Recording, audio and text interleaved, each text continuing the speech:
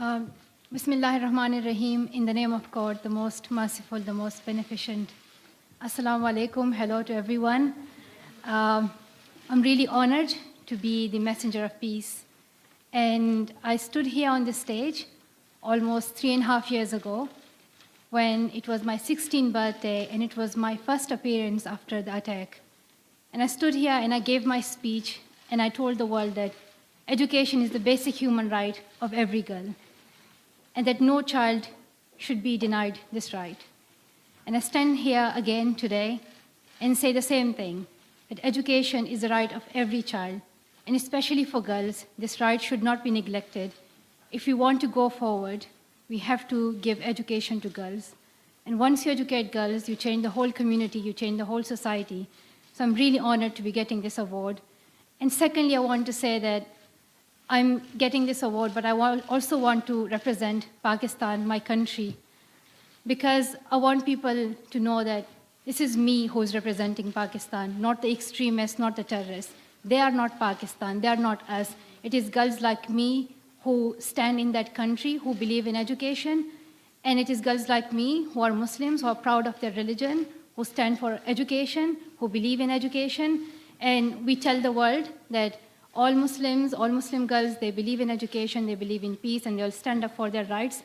And I'm hopeful, and I encourage all young girls there that you need to stand up as well. You need to believe in yourselves. And you are the real change makers. If you do not stand up, change will not come. If you want to see your future bright, you have to start working now. You should not wait for anyone else. Our leaders will keep on talking to them. They may not be listening, but what we need to ensure is that we start working on it now. It is not that we have to grow up and we have to be something tomorrow that we bring change. It starts with us and it should start now. So once again, I'm honored to get this messenger of peace, and thank you so much to all of you for your support.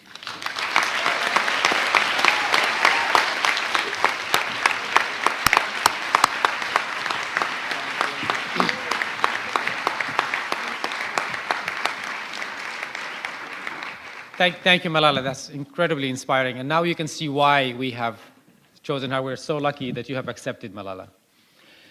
For the interest of time, I know that probably everybody in this room wants to ask a question, but we have asked 6 young people because we want the priority to go to young people to ask questions. May I call on Maria Mardini? Is Maria here? No? Sorry, Sarah. Yeah, I'm here. Thank you. Okay. So you have the first question, Sarah. Yeah, of course. Okay. First, I would say I'm honored to be here today because me and you, we share the same story.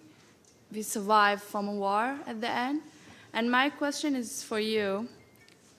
I've been forced to flee war in Syria. My sister and I swam 3 hours in the ocean to bring our sneaking boat safely to the shore. And I became a refugee. And now I plan to advocate for the rights of the refugees and build them school in Lesbos.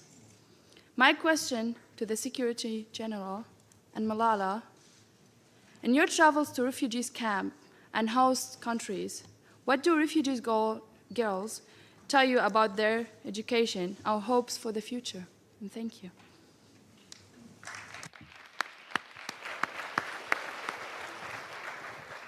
Thank you so much for your question. So I have been to many refugee camps, and I've been to Lebanon and Jordan, and I have met the Syrian refugee girls.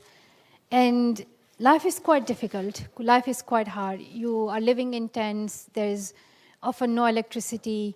You are living in either it's really warm, either it's really cold. There's lack of facilities. But what you see is still hope in the eyes of these young girls and boys that you see.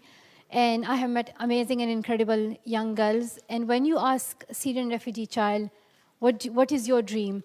And they would tell you that I want to be a doctor or a teacher, and I want to get my education, and I want to go back to my country and help rebuild it.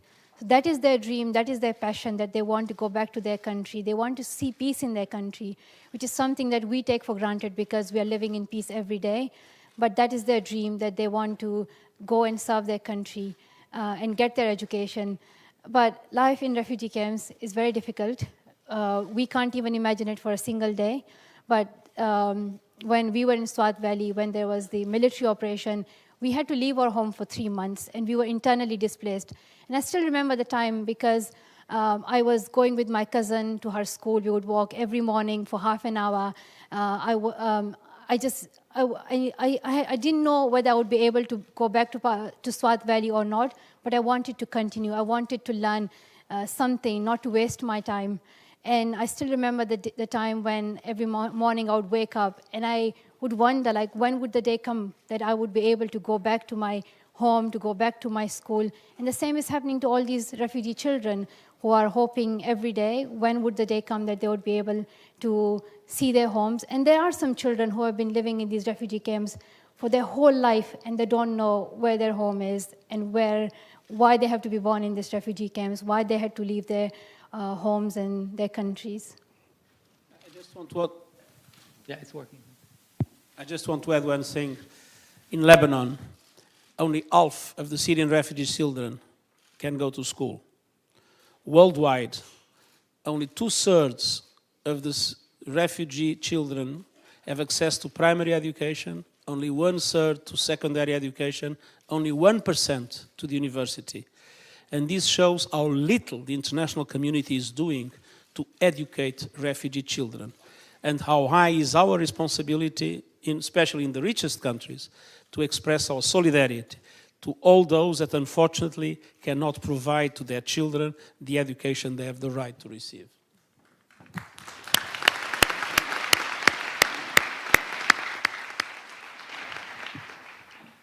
Next question. May I call on Betsy? Yes. Is it working? Yes, I'm here. So I'm going to introduce myself, and I'm very thankful for Malala to come here today.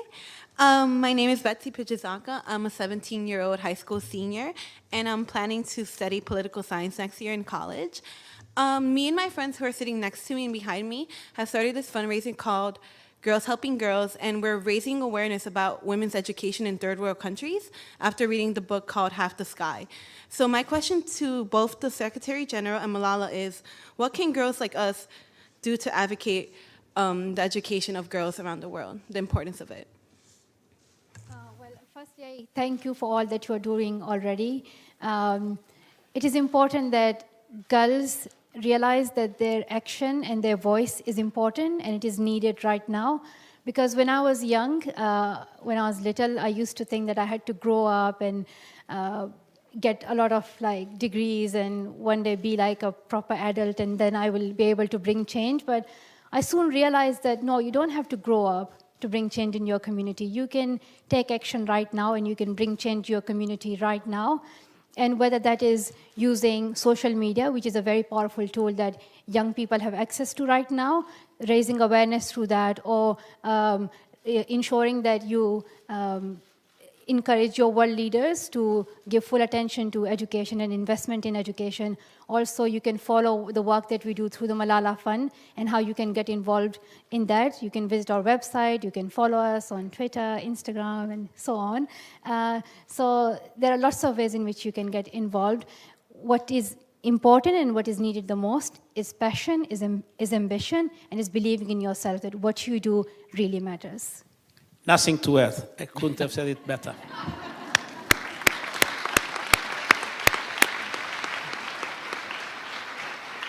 Thank you. I think young people, you have to realize you're the largest generation of young people to have ever been on the planet, and you are also much more connected. So use that to your advantage. Zafira Rahman? Hello. Yeah. My name is Zafira Rahman. I am 14 years old and a student at the Young Women's Leadership School in Astoria. One day, I'd like to become a biomedical engineer. My question for both the Secretary General and Malala is, what advice would you give to your younger self about achieving your goals? And thank you for being here today. What advice would you give a young person, to a younger self, about achieving your goals? So like when we were young.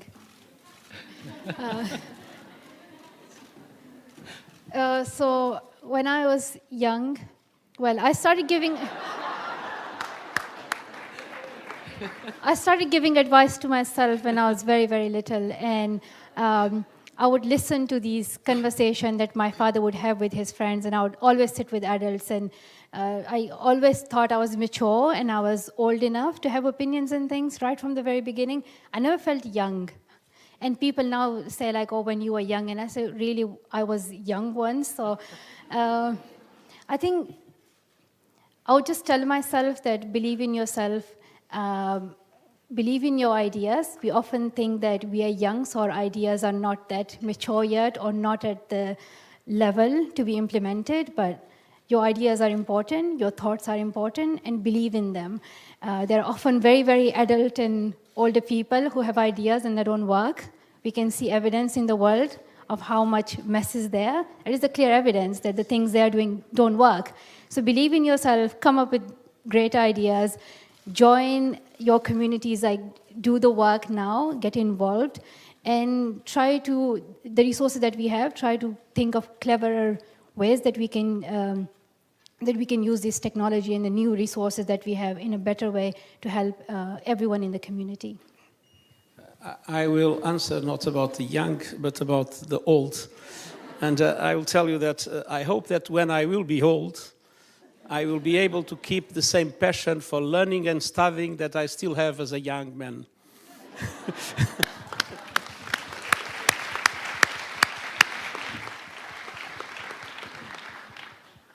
I now call on Chloe Weinstein. When it's ready, you can talk. Yeah. Okay, thank you. First, just want to say what an honor it is to be in the same room as you. My name is Chloe Weinstein. I'm a senior at the Abraham Joshua Heschel High School and a founder and the president of my school's Girl Up Club. My question for the Secretary General and Malala is, when you face challenging situations, were you ever scared or regretted standing up for your beliefs, and what kept you going? Well, for me, the most difficult time was living in the situation of terrorism in Swat Valley, which was from 2007 till 2009. Now things are much better. But at that time, it was the hardest time because we were at a point of making a decision whether we should speak out or whether we should remain silent. And what I realized was that if you remain silent, you are still going to be targeted by these people. You are still going to live in this situation of terrorism for your whole life. So it's better to speak out because you do something from your side. You try your best. And so I decided to speak out. But that was the most challenging part. And then the second point for me was when I was attacked and I woke up in this hospital in the UK. And I remembered my last exam in Swat Valley and then just suddenly waking up in Birmingham. I don't remember the incident. I don't remember what happened in between and my whole treatment or anything. And I did realize that, yes, I have been attacked because I'm in this hospital and these people are speaking English, so it must not be Pakistan. It is a different country. And so that was also a very challenging moment because I had to stay strong. I had to take a decision, a strong decision, how I want to live the rest of my life. And I realized that the extremists tried all their best to stop me. They tried to kill me, and they didn't succeed. And it is a clear evidence that no one can stop me. And this means that now this is a new life, this is a second life, and it is for the purpose of education. And since then, I have decided to work for education, and today here, being a messenger of peace with special focus on girls' education is a clear evidence that I will continue working on girls' education.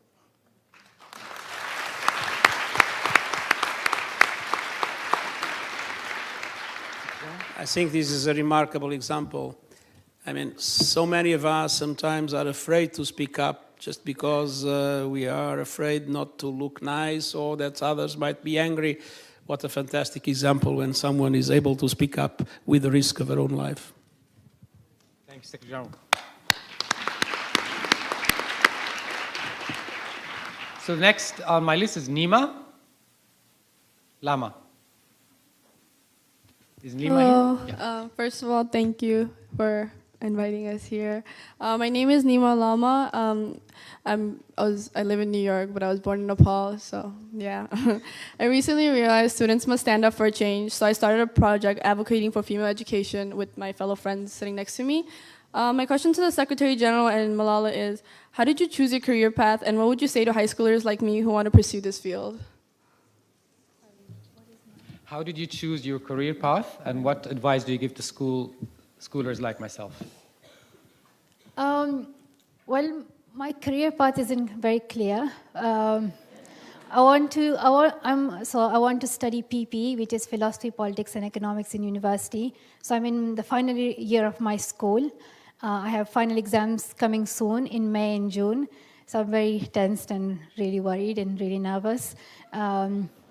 So I will go to university, and it will be a 3 years course. And then after that, I'm not sure what I'm going to do. So I'm just like many of you who have no idea what to do in future. But one thing I'm sure about is that I'll continue working through the Malala Fund for Girls' Education.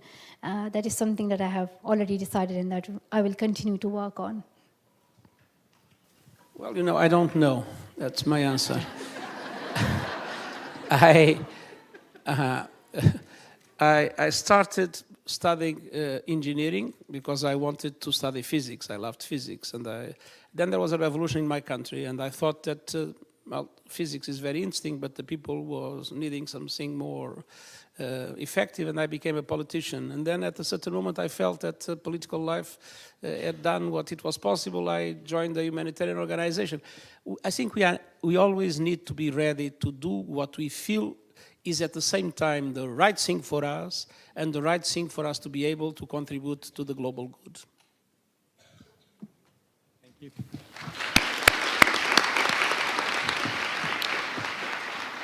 So, Hoshi Gandhi? Yes. Good afternoon. My name is Kushi Gandhi. I am a 16-year-old student from New Jersey and the president of my school's Girl Up Club, as well as a passionate advocate for girls' rights, as you are. Malala, your father has played a strong source of strength as he believed in girls' education. So my question for the Secretary General and Malala is, how can fathers, brothers, husbands, and other men get involved in the fight for girls' education, especially in developing countries and in low-income families? Thank you. Well, my father is here, and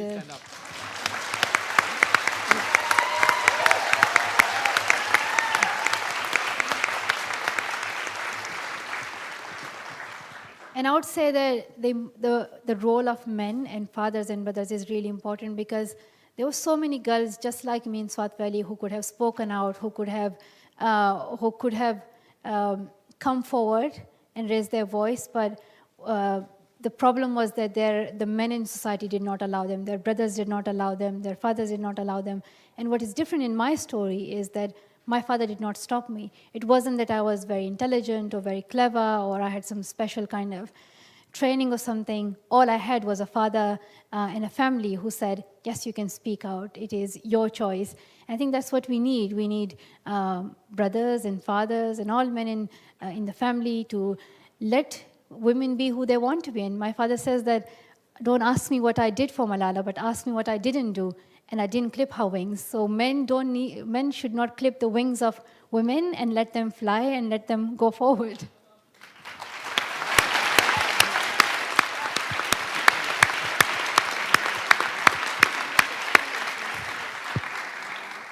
I think it's important to recognize that everywhere, there is no exception for this, we live still in male-dominated cultures. And everywhere, men tend to have more opportunities than women in most of the aspects of life, and especially in politics and in the management of big companies and in all those areas where power is relevant. And I think it's important that men and boys understand that this is wrong, not only for them, not only for the women, but also for the world. Decisions taken by political leaderships that are simultaneously of women and men will tend to be much better than decisions taken by men-only groups. They will be much more in favor of peace, much less trigger-happy, as I would say. And on the other hand, it is important for the well-being of everybody that women play a more important role in our societies. Now, I have to confess that I have another reason. As I have only 3 granddaughters and no grandson, women's empowerment became a family cause.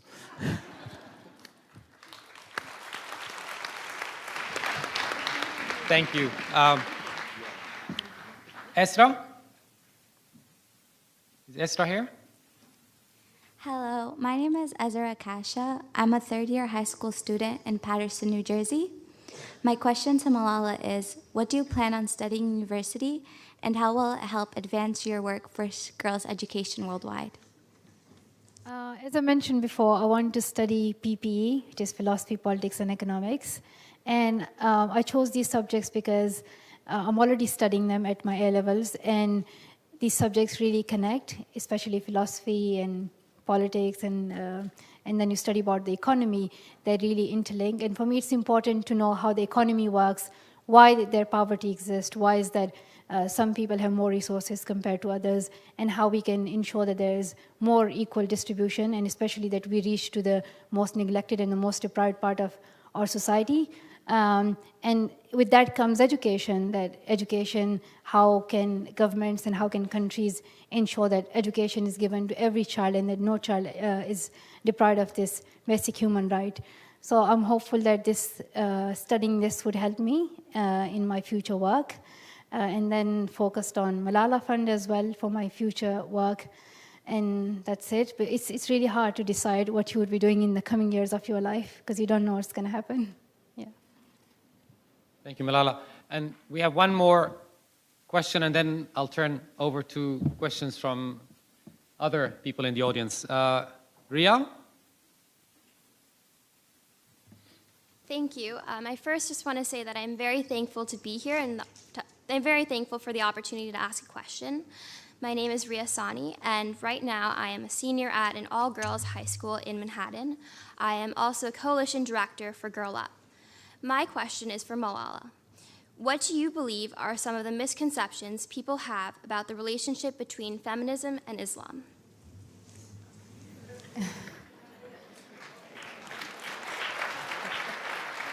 I'm glad it's not for me.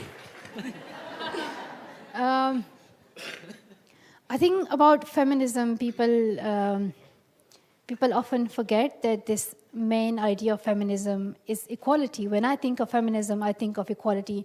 And I should not hesitate then to say that I'm feminist, because I do believe in equality. I do believe that men and women should have equal rights.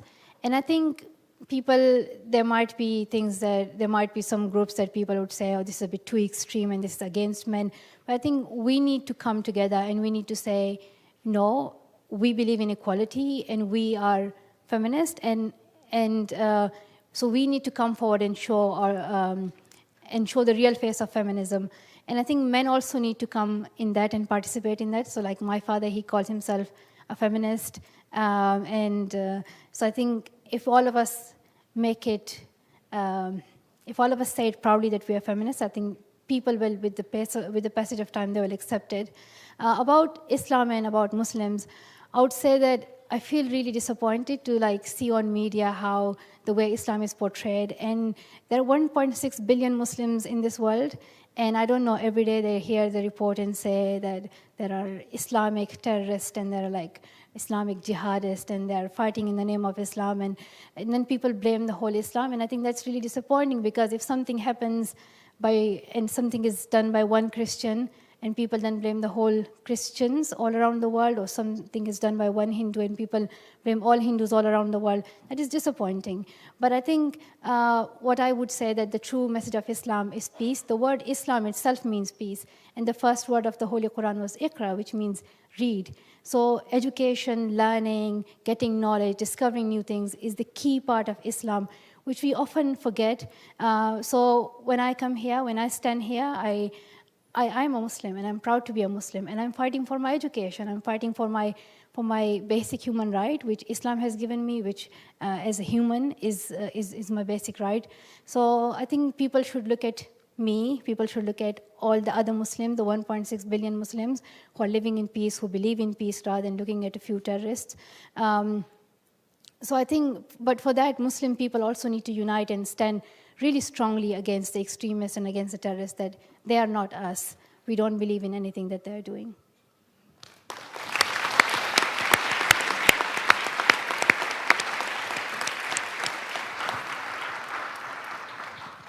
Thank you. And I think it's important to stress here that the actual greeting in Muslim countries, whether they speak Arabic or not, is Al-Salamu Alaikum, which is may peace be upon you. I think that's the core of what the religion was about. So now the floor is open. I would like to first recognize, of course, we have with us and have had with us the Deputy Secretary General.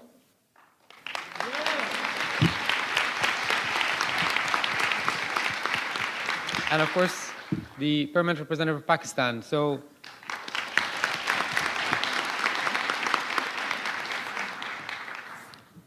the floor is open for questions from the audience. Okay, please come here. Hello, everybody. Wait until it's right. Go ahead. Okay. Hello, everybody. Sir, Malala, and everybody else here. My name is Dr. Shruti Kapoor, and I'm the founder of an organization called Safety that works with young women and girls' safety.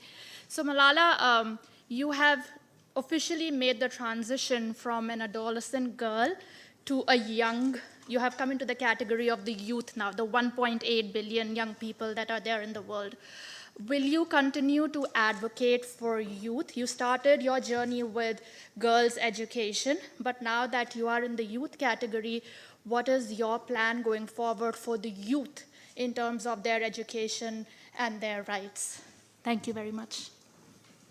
I think when it comes to women empowerment and when it comes to women's rights, I don't put a limit.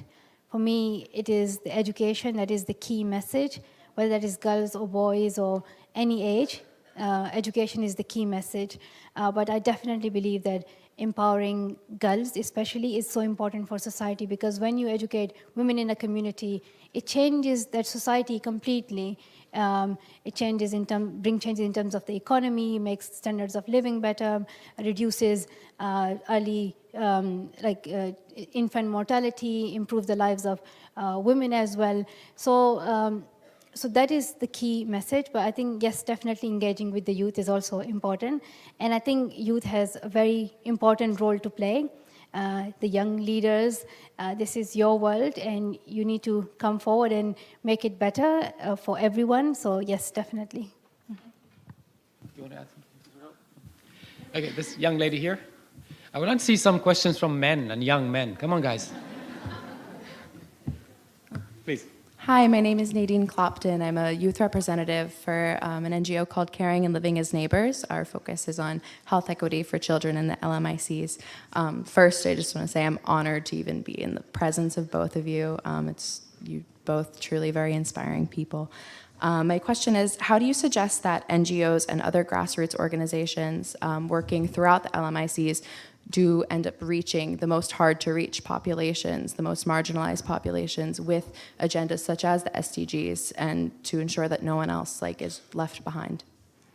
Thank you so much. I think in order to reach the most deprived and the most neglected communities, it is important that you work with the local organizations. And it is the bottom-up approach that you need in this situation.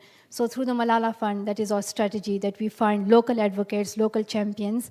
And for that reason, we introduced the Gul Makai Network initiative, where we empower and encourage and support the local advocates. And we have Gul Makai champions from Pakistan now, also from Afghanistan and Nigeria. But this idea initially came from what me and my father were doing in Swat Valley in Pakistan. We were speaking out, we were local advocates. And now when I look back, and I think that there would be many more people just like us who want to bring change in their community. So it is important that we reach to them and we support them, whether that is financially, giving them advice, training, any other support. So that is what we are doing through Malala Fund. And I think in this kind of mission and goals, if NGOs come together, I think, because in NGOs usually the goal is the same, they have the same objective. So working together, sharing their knowledge, their experiences, the information with each other, supporting each other, that is crucial. But also like what they have learned, sharing that as well, and this idea of reaching to the local advocates would be really important for that. I'd just like to add one thing. I think NGOs can play two very important roles. One is the role that they play in educational projects, and I have testified in my life civil society acting in the most remote areas, in dangerous circumstances, making sure that children could be educated. But NGOs have also, and the civil society have also a very important role in advocating with governments to make governments understand that investment in education must be the priority of priorities. And many governments are not conscious of that, especially in these times in which we are living that have security as a major concern. Many governments are not giving to education the kind of priority that is necessary. And it is not possible to replace the government's commitment to education just by initiatives of civil society. It is very important to force governments to fully assume their responsibilities. Thank you. It's a young man there. Yes, you. Hi, it is my honor to be here as a young man here. And, and I have a question for the Secretary General, sorry, Malala. I found that I have been intern here for a couple of months or years, and I found that UN is not very kind for our young people here. And yeah, you can see. And because for the intern, we get no paid. We really sacrifice our family support and sacrifice our hours to work here. And in Geneva, we have some interns who also live in tents. And we also got news from the media that says UN will promote a strategy that make the position will be more senior for more senior peoples, and at least 28 years old. So do you have any plan to change it, to make an improvement? So Malala, as a 20 years old child, at a 20 years old student, they can apply.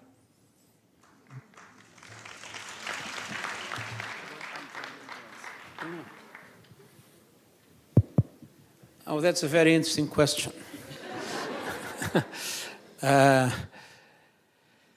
I have to say that this is an area where I have mixed feelings. In UNHCR, I worked for 10 years and we had many interns. And I have to say that even interns were not paid, it was absolutely impossible to find places for the because it was a remarkable experience of getting contact with the realities of life in aspects that were very relevant for their lives. On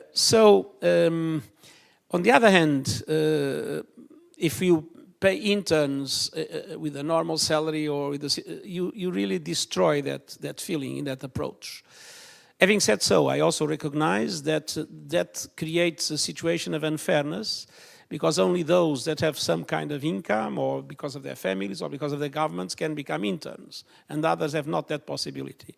So I would prefer to have a system, and this is something that we have been discussing, in which internship should remain as it is, but we could have, for those that have no resources to do it, a special kind of scholarship, like we have scholarships for universities. But it's not an easy thing to convince those that especially have to spend the money for that.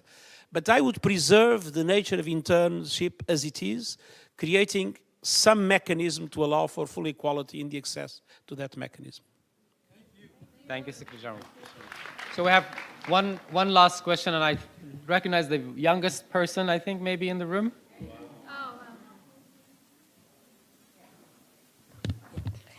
I have a question for Malala. Do you feel like you've seen any difference when you, like now and when you started to stand up for women's rights to go to school and to have a good education? Do you see any difference? Any difference, like in my opinion about education, or? Yeah, like is there any difference? Like, do you feel like you're happy because ever since you started to be an activist, that women and girls got a better right to go to school? Do you see like any difference, and are you happy about that difference? Have you seen any change?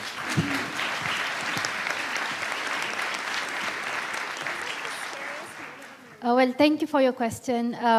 Yes, I think that is why we ask for education, because education brings change in the communities. And I think the best example I can give is my mother. When she was only 6 years old, she sold her books, she got some candies in return, and she never went back to school. And that was the end of her education.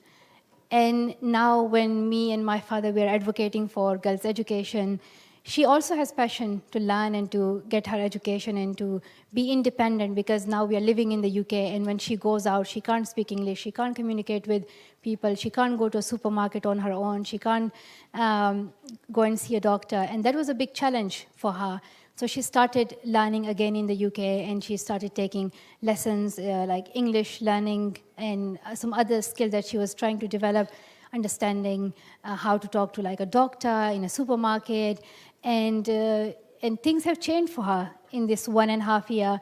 And now she can go to doctor on her own, she can go to a supermarket on her own, she's not dependent on anyone in the family. In fact, we are all dependent on her because she manages everything, including things for my father. So that is the change that has come in her life, and now she's in Canada. She went all on her own. No one was helping her at the airport. So this is a big change in her life.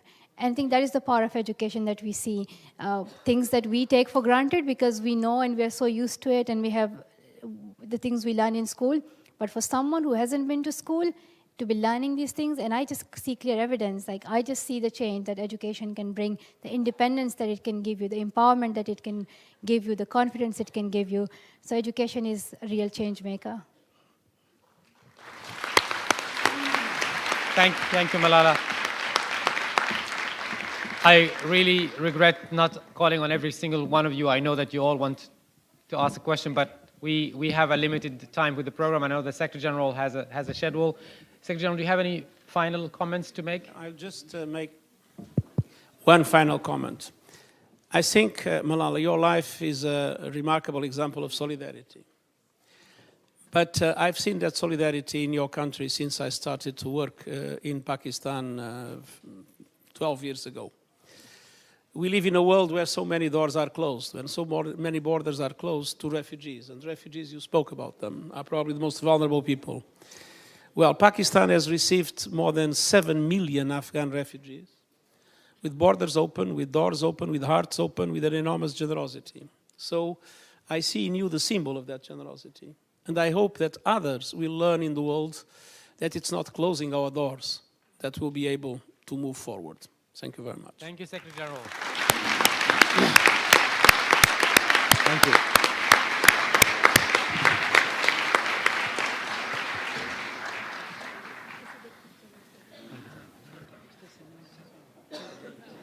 We're going to move locations, and we'll want to bring you together with your friends, okay? Yes. Yes. Well, come back. I'm sorry? Yeah. So we have to get out. So you know, we need to just walk straight out. That's okay. Otherwise,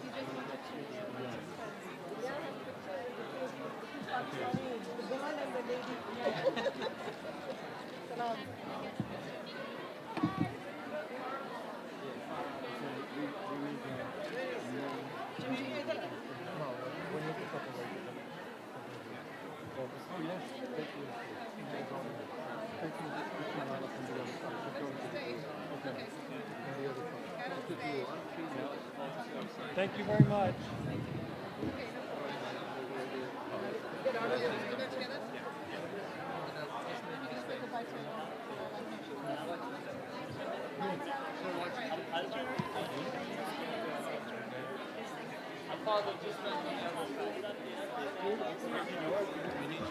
Yeah.